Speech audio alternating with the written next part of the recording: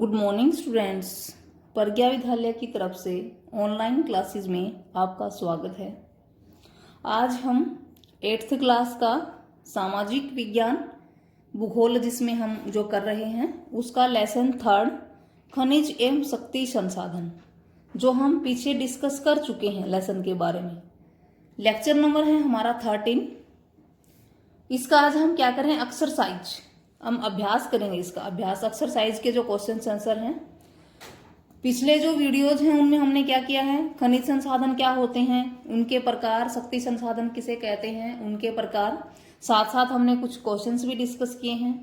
आज हम एक्सरसाइज के क्वेश्चंस डिस्कस कर रहे हैं। स्टूडेंट्स, हो सकता है इनमें से जो क्वेश्चंस हैं हमने पिछले वीडियो में भी किए हैं, आपने राइट भी कर लिए होंगे उनको। इनमें से जो आज हम डिस्कस कर रहे हैं, अगर इनमें से आपने पहले राइट कर लिए हैं तो आप दोबारा नहीं करोगे। एक्सरसाइज जो क्वेश्चन फर्स्ट है, निम्नलिखित प्रश्नों के उत्तर दीजिए। नीचे कुछ क्वेश्चंस दे रखे हैं, उनके जो आंसर हैं। क्वेश्चन क्या है, प्रतिदिन आपके उपयोग में आने वाले 3 सामान्य खनिजों के नाम बताइए। कि वो 3 सामान्य खनिज बताने हैं जो हम प्रतिदिन उपयोग करते हैं। कौन से हैं? लोहा, प्रतिदिन हम कोई ना कोई लोहे का प्रयोग करते ही हैं, दराती के रूप में, चाकू के रूप में, किसी ना किसी रूप से। नमक जो हम खाने में प्रयोग करते हैं। एल्यूमिनियम, कोई ना कोई जो वस्तु है एल्यूमिनियम से बनी हमारे घर में है, हो सकती है, जो हम प्रतिदिन प्रयोग कर सकते हैं। ग्रेफाइट, जैसे पेंसिल का सिक्का ग्रेफाइट से बना हुआ है तो उसका भी हम प्रयोग करते हैं। ये वो खनिज हैं, लोहा, नमक, एल्यूमिनियम, ग्रेफाइट जो हम प्रतिदिन उपयोग में प्रयोग करते हैं, सामान्य खनिज है ये। नेक्स्ट है अयस्क क्या है। धात्विक खनिजों के अयस्क कहाँ पाए जाते हैं। अयस्क किसे कहते हैं? कि वे सेल जिनसे खनिजों का खनन किया जाता है। खनन क्या होता है? खानों को खोद के अगर हम खनिजों को निकालते हैं तो उसे खनन कहते हैं। तो अयस्क किन्हें कहेंगे? वे सेल जिनसे खनिजों का खनन किया जाता है अयस्क कहलाते हैं। सेल यानी कि वे चट्टानें जिनको खोदकर हम खनिजों को निकालते हैं वो क्या कहलाते हैं? अयस्क कहलाते हैं। धात्विक खनिज आग्नेय और कायंत्रित सेल समूहों में पाए जाते हैं। आगे है धात्विक खनिजों के अयस्क कहाँ पाए जाते हैं। धात्विक खनिज कौन से चट्टानों में पाए जाते हैं? आग्नेय और कायंत्रित। फिर नेक्स्ट क्वेश्चन, प्राकृतिक गैस संसाधनों में संपन्न 2 प्रदेशों के नाम बताइए। कि वो 2 प्रदेश बताने हैं जो प्राकृतिक गैस, एलपीजी गैस जो है, प्राकृतिक जो गैस है उसमें संपन्न है, उसको पैदा करने, उसका उत्पादन करने में संपन्न है। एक तो है कृष्णा गोदावरी का जो डेल्टा है वो, और मुंबई के कुछ अपतटीय क्षेत्र। मुंबई है, बॉम्बे हाई जिसको ये बोलते हैं, मुंबई के अपतटीय, इनकी तट से दूर मुंबई के अपतटीय क्षेत्र हैं वो, और कृष्णा गोदावरी का डेल्टा, ये वो क्षेत्र हैं जो प्राकृतिक गैस के में संपन्न है, संसाधनों में। नेक्स्ट, इनके लिए ऊर्जा के किन स्रोतों का सुझाव देंगे। जैसे 3 क्षेत्र दे रखे हैं नीचे, ग्रामीण क्षेत्र है, तटीय क्षेत्र है और शुष्क क्षेत्र है। ग्रामीण क्षेत्रों, तटीय क्षेत्रों, शुष्क प्रदेशों, इनमें कौन कौन सी ऊर्जा है वो हो सकती है, ये बताना है हमें। अब ग्रामीण क्षेत्र, तो ग्रामीण क्षेत्र में एक ऊर्जा का कौन सा स्रोत ज्यादा मिलेगा? बायोगैस। क्योंकि बायोगैस किससे बनाई जाती है? गोबर से, गले सड़े पत्तों से, मृत अपशिष्टों से। तो गोबर इत्यादि है वो ग्रामीण क्षेत्रों में अधिक मिलेगा। तो ग्रामीण क्षेत्रों में किसकी अधिकता होगी? बायोगैस, जो ऊर्जा का संसाधन है। फिर तटीय क्षेत्र, तटीय कौन से होते हैं? जो समुद्रों के तट से लगते हैं। तटीय क्षेत्रों में कौन सी ऊर्जा अधिक मिलेगी? जैसे समुद्रों में ज्वार भाटा आते हैं तो ज्वारीय ऊर्जा। एक समुद्रों के जो साथ है हवा की स्पीड ज्यादा होती है तो पवन ऊर्जा, क्योंकि पवन ऊर्जा उन्हीं क्षेत्रों में मिलेगी जहां हवा की स्पीड अधिक होगी। ज्वारीय ऊर्जा तो समुद्रों में ही मिलेगी जहां ज्वार भाटा आते हैं। तो ज्वारीय ऊर्जा और पवन ऊर्जा है, ये कहाँ मिलेंगे? इसके स्रोत तटीय क्षेत्रों में मिलेंगे। फिर शुष्क प्रदेश, शुष्क वो होते हैं मरुस्थलीय क्षेत्र, इनमें कौन कौन सी ऊर्जा की अधिकता है। अब शुष्क प्रदेश होते हैं उनमें भी हवा है वो तेज गति से चलती है, क्योंकि वनस्पतियों का अभाव होता है, और हवा तेज गति से चलेगी तो कौन सी ऊर्जा होगी? पवन ऊर्जा। उसके साथ सौर ऊर्जा कौन सी होती है? जो सूर्य से प्राप्त होती है। तो शुष्क क्षेत्र होंगे तो उनमें टेम्परेचर भी अधिक होगा, सूर्य का जो तापमान अधिक प्राप्त होगा, तो सौर ऊर्जा है उसकी भी अधिकता होगी। एक बार फिर से देखिए, ग्रामीण क्षेत्र में बायोगैस, तटीय क्षेत्र में ज्वारीय ऊर्जा और पवन ऊर्जा, और शुष्क प्रदेशों में पवन ऊर्जा और सौर ऊर्जा। फिर है नेक्स्ट, 5 ऐसे तरीके दीजिए जिनसे कि आप घर पर ऊर्जा बचा सकते हैं। कि 5 ऐसे तरीके बताने हैं जिनसे हम घर पे ऊर्जा बचा सकते हैं। ऐसे 5 काम कौन से हैं जिनको, इन तरीकों का हम प्रयोग करके ऊर्जा की बचत कर सकते हैं। फर्स्ट है, आवश्यकता ना होने पर पंखे लाइटें बंद कर दें। अगर हमें ज़रूरत नहीं है तो हमें पंखे हैं, लाइटें हैं, वो बंद कर देनी चाहिए, जिससे हम विद्युत है उसको बचा सकते हैं। सेकंड है, दिन के समय खिड़कियां खोलें जिनसे रोशनी एवं हवा घर के अंदर आ सके। अगर दिन के समय खिड़कियां खोली जाएंगी तो रोशनी भी प्राप्त होगी, हवा भी प्राप्त होगी, धूप भी, थोड़ी बहुत जो सौर ऊर्जा है वो भी हमें प्राप्त होगी। फिर घर से बाहर जाते समय सभी स्विच बंद कर दें। अगर हम घर से बाहर जा रहे हैं तो कोई भी उपकरण है उसको ऑन ना छोड़ें, ताकि ऊर्जा की जो बचत है वो हो सके। गैस जलाने से पहले सब्जियां काटकर और धोकर तैयार रखें। इनकी ये गैस को बचाने का एक तरीका है। अगर हम सब्जी बना रहे हैं तो हमें सब्जी को पहले काटकर और धोकर रख लेना चाहिए, उसके बाद ही गैस है वो जलानी चाहिए, तो भी हम ऊर्जा है उसकी बचत है वो कर सकते हैं। फिर प्रेशर कुकर में खाना बनाएं। प्रेशर कुकर है खाना जल्दी बना देता है, तो इसलिए अगर हम प्रेशर कुकर में खाना बनाएंगे खाना जल्दी बच जाएगा और गैस की है वो बचत होगी, ऊर्जा की है वो बचत होगी। तो ये 5 तरीके ऐसे हैं जिनसे ऊर्जा है वो बचाई जा सकती है। नेक्स्ट है, सही उत्तर पर निशान लगाइए। कि हमें सही उत्तर का चुनाव करना है। क्वेश्चन है, निम्नलिखित में से कौन सी एक खनिजों की विशेषता नहीं है। कि नीचे जो विशेषताएं दे रखी हैं उन विशेषताओं में से कौन सी विशेषता है वो खनिजों की नहीं है। नीचे विशेषताएं कौन सी हैं? क्या है? वे प्राकृतिक प्रक्रियाओं द्वारा निर्मित होते हैं। इनकी खनिज है वो प्राकृतिक प्रक्रियाओं द्वारा निर्मित होते हैं, प्रकृति द्वारा भी बनते हैं, मानव निर्मित। उनका एक निश्चित रासायनिक संगठन होता है। खनिज क्या होते हैं? प्राकृतिक प्रक्रियाओं द्वारा बने होते हैं, रासायनिक संगठन है वो भी होता है, ये भी सही है। हमें बताना कौन सा है जो विशेषता नहीं है। वे समाप्य होते हैं, उनका वितरण असमान होता है। जो लास्ट है वो भी सही है, उनका वितरण असमान होता है। खनिज हर जगह समान रूप से नहीं होते, कहीं अधिक है और कहीं कम। अब हमें विशेषता कौन सी नहीं है? थर्ड, वे असमाप्य होते हैं। नहीं, ऐसे भी हैं जो समाप्य समाप्त हो जाते हैं, जैसे कोयला है, पेट्रोलियम है, प्राकृतिक गैस है, ये समाप्य हैं क्योंकि उनकी प्रक्रिया लंबे समय में बनती है।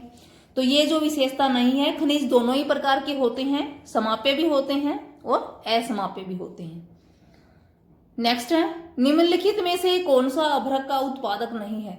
कि नीचे जो राज्य दे रखे हैं उनमें से अभ्रक का उत्पादन कौन सा राज्य नहीं करता है। नहीं जो करता है हमें वो बताना है, नहीं करता है। कौन सा नहीं करता? कर्नाटक। झारखंड, राजस्थान, आंध्र प्रदेश करता है, कर्नाटक वो नहीं करता। नेक्स्ट है, निम्नलिखित में से कौन विश्व में तांबे का अग्रणी उत्पादक है। कि तांबे का अग्रणी उत्पादक कौन सा है? बोलिविया, चिली, घाना, जिम्बाब्वे। इनके तांबे का सर्वाधिक उत्पादन कौन सा करता है? चिली। चिली कौन से महाद्वीप में है? दक्षिण अमेरिका महाद्वीप का देश है जो तांबे का सबसे अधिक उत्पादन करता है।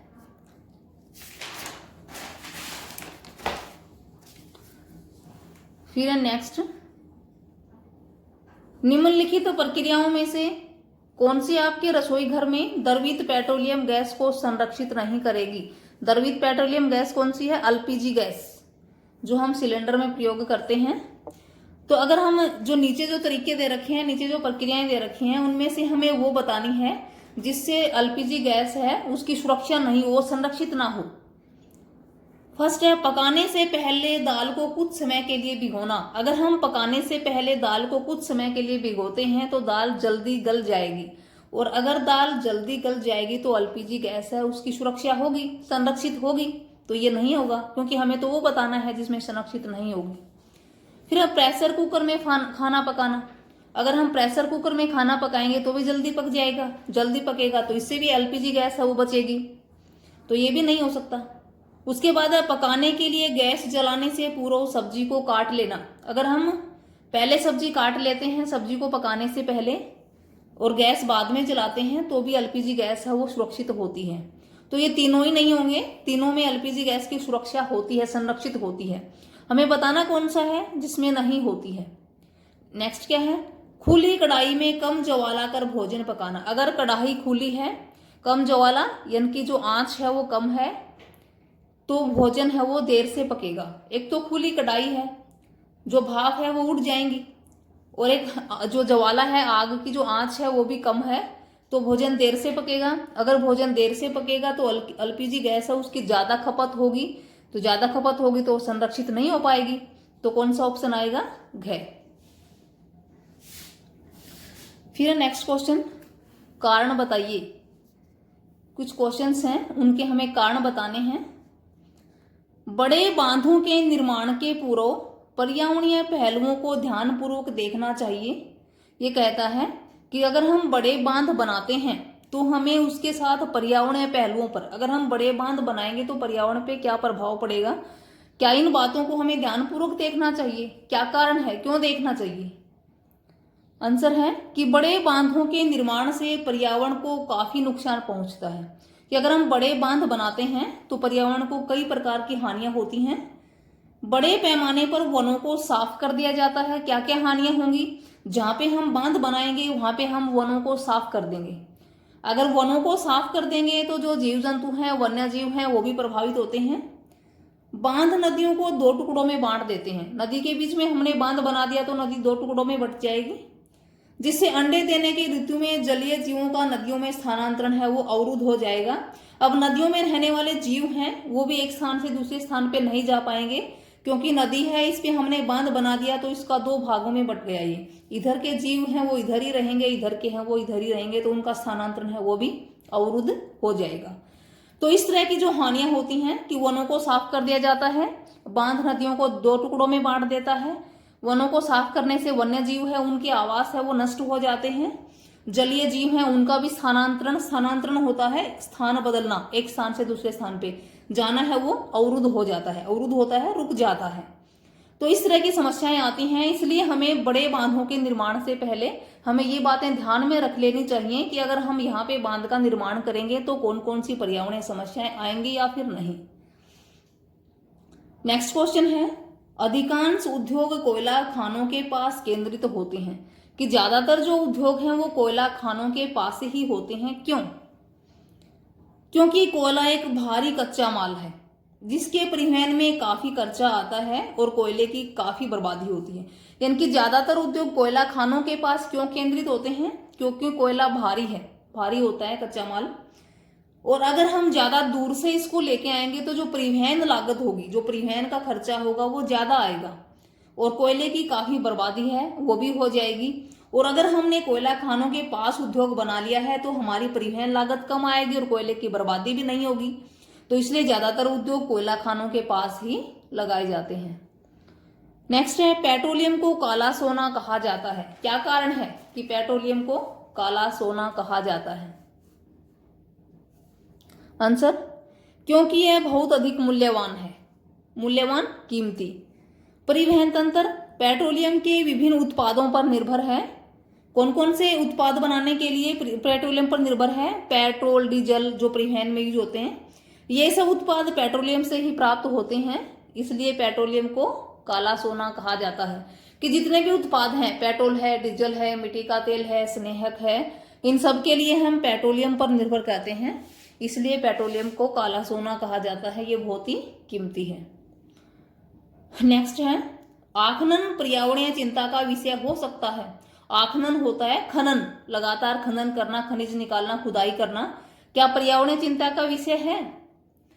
हाँ, लगातार धूल एवं हानिकारक धुएं से फेफड़े संबंधी बीमारियां हो जाती हैं। फिर लगातार अगर हम आखनन कर रहे हैं, लगातार खुदाई कर रहे हैं या लगातार खनिजों को निकाल रहे हैं तो उससे धूल एवं हानिकारक धुएं से फेफड़े संबंधी जो बीमारियां हैं वो हो जाती हैं। जल स्रोत है वो प्रदूषित हो जाते हैं, जल के जो स्रोत हैं वो। इसलिए आकलन पर्यावरण चिंता का विषय हो सकता है कि लगातार खुदाई से धूल होगी, धूल पैदा होगी और हानिकारक जो धुआं उससे फेफड़े संबंधी बीमारियां हो जाएंगी, जल के स्रोत हैं वो प्रदूषित हो जाएंगे। इसलिए आकलन है वो पर्यावरण चिंता का विषय है। फिर है नेक्स्ट क्वेश्चन, निम्नलिखित में अंतर स्पष्ट कीजिए। कौन कौन से हैं? परंपरागत और गैर परंपरागत ऊर्जा स्रोत। स्टूडेंट्स ये हमने पहले भी कर लिया था जब लेसन डिस्कस किया था, और आज हमें क्या इसमें अंतर स्पष्ट करने हैं, एक बार फिर से कर रहे हैं इसको। परंपरागत स्रोत कौन से होते हैं? ये स्रोत लंबे समय से उपयोग में लाए जा रहे होते हैं, कि वे स्रोत जिनका हम कई वर्षों से प्रयोग करते आ रहे हैं, लंबे समय से प्रयोग करते आ रहे हैं, तो वे कौन से कहलाएंगे? परंपरागत स्रोत कहलाएंगे। फिर गैर परंपरागत, ये स्रोत जिनको हम कुछ साल पहले ही प्रयोग करने लगे हैं या कुछ साल पहले से ही उपयोग में लाने शुरू हुए हैं। देखो परंपरागत तो वो हैं जिनका प्रयोग करते हुए हमें लंबा समय हो गया है, काफी समय से ही हम इनको प्रयोग कर रहे हैं। गैर परंपरागत वो है जिनको हम कुछ साल पहले ही प्रयोग करना शुरू किया है। फिर परंपरागत है, इनके भंडार सीमित हैं, सीमित भंडार है, इनके समाप्य हैं, इनके भंडार है वो असीमित है, सीमित नहीं है, ये असमाप्य है। परंपरागत ये अनवीकरणीय संसाधन है, अनवीकरणीय इनको जल्दी से रिचार्ज नहीं किया जा सकता, इनको बनने में लाखों साल लग जाते हैं। गैर परंपरागत ये नवीकरणीय है, इनको दोबारा से हम रिचार्ज है वो कर सकते हैं। अब परंपरागत में कौन से आएंगे? कोयला, पेट्रोलियम, प्राकृतिक गैस। गैर परंपरागत में सौर ऊर्जा, पवन ऊर्जा, ज्वारीय ऊर्जा और बायोगैस।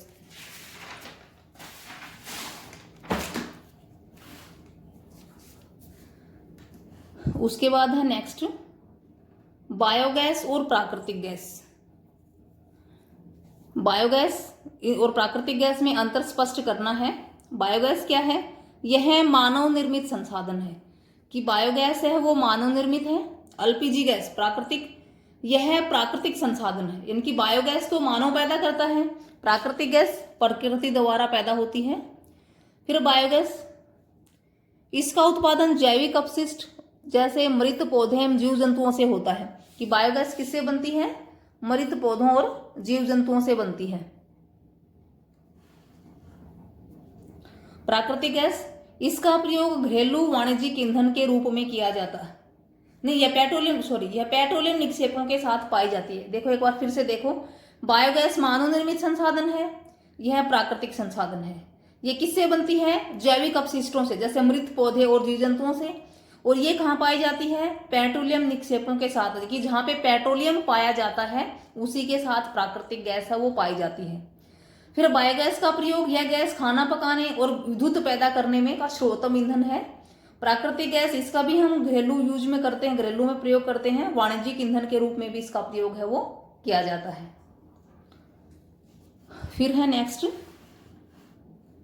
लौह और अलोह खनिज, कि लौह खनिज कौन से होते हैं और अलोह खनिज कौन से होते हैं, इनमें अंतर स्पष्ट करना है। अब लौह खनिज कौन से होते हैं? लौह खनिज में लोहा होता है, या हम ऐसे भी कह सकते हैं वे खनिज जिनमें लोहे का अंश होता है वो लौह खनिज कहलाते हैं। उदाहरण इनका क्या रहेगा? एस्क, लोएस्क, मैग्नीज, क्रोमाइट, इनमें लोहे का अंश होता है। अलोह खनिज, इसमें लोहे का अंश नहीं होता, या वे खनिज जिनमें लोहे का अंश नहीं होता, जैसे सोना, चांदी, तांबा।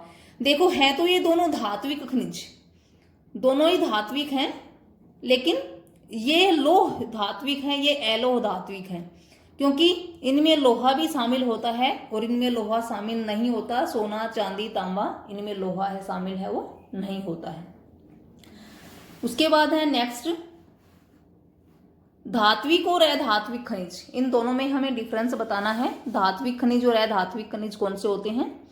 अब धात्विक ये वे खनिज होते हैं जिनमें धातुएं होती हैं और इनमें धातु कच्चे रूप में होती है, कि जिन खनिजों में धातुएं होती हैं उन्हें धात्विक खनिज कहते हैं। कौन कौन से हैं? लोएस्क, बॉक्साइट, मैग्नीज, सोना, चांदी, ये सारे धात्विक खनिज हैं। देखो हमने लोहेस्क, बॉक्साइट, मैग्नीज, ये बॉक्साइट नहीं, लोएस्क, मैग्नीज, ये किसके हैं? लौह खनिज हैं। और सोना, चांदी कौन से हैं? अलोह खनिज हैं वैसे तो, लेकिन ये सारे क्या हैं? धात्विक हैं, क्योंकि लौह और अलोह धात्विक खनिज के दो पार्ट हैं। उसके बाद अधात्विक खनिज, ये वे खनिज होते हैं जिनमें धातुएं नहीं होती हैं। कौन कौन से हैं जिनमें धातुएं नहीं होती हैं? नमक है, अभ्रक है, जिप्सम है, ग्रेफाइट है आदि। Thank you students. इसी के साथ जो हमारे एक्सरसाइज के जो क्वेश्चंस हैं वो कंप्लीट हो गए हैं। होमवर्क आपके लिए क्या रहेगा, लेसन जो 3rd है वो खनिज एवं शक्ति संसाधन, इसके ऑल क्वेश्चंस ऑफ एक्सरसाइज, अभ्यास के जितने भी क्वेश्चन हैं जो हमने डिस्कस किए हैं आज इस वीडियो में, वो आपको क्या करने हैं, फेयर नोटबुक में right and learn. All questions of exercise, अभ्यास के सारे क्वेश्चन फेयर नोटबुक में राइट एंड लर्न करने हैं। Thank you students.